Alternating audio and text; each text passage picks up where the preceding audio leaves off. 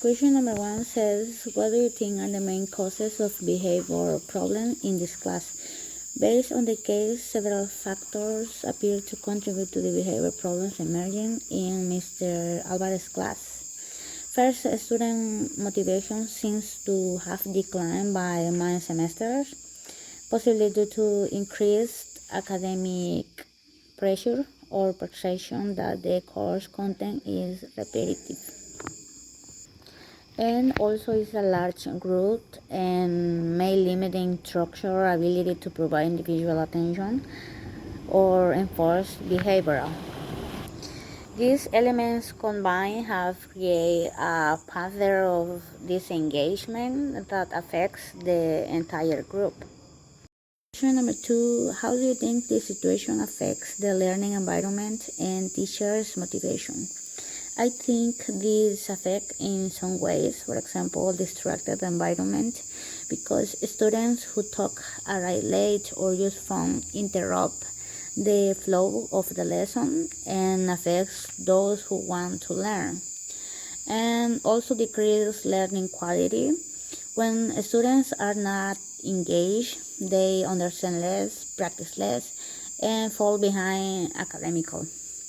For teachers, I think Mr. Alvarez feels unsure and a little sad because he tries new strategies like games, videos, etc., but at the end sees no improvement and loss of authority. Repeated disrespect, such as telling the teacher this topic is boring, I think is a very disrespectful and can make the teacher feel less confident and less motivated to innovate.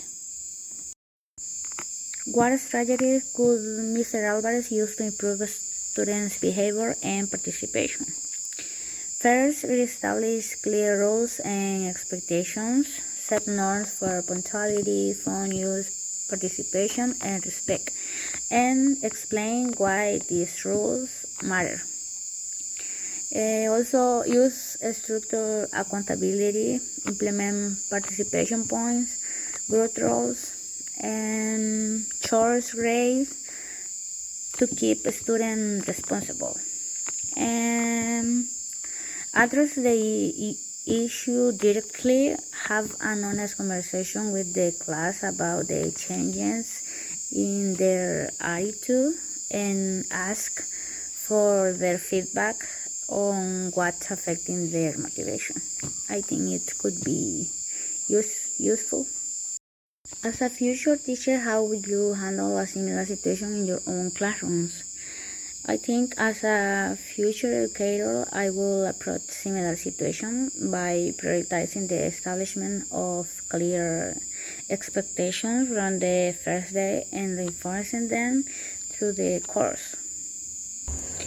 Also, I will design lessons that integrate a variety of activities to maintain student interest and accommodate different learning styles.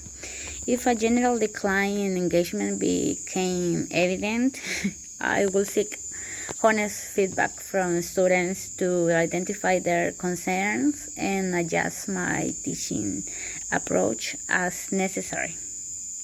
I think my goal will be to balance empathy and fairness, ensuring that the students feel supported, but also responsible for their academic behavior.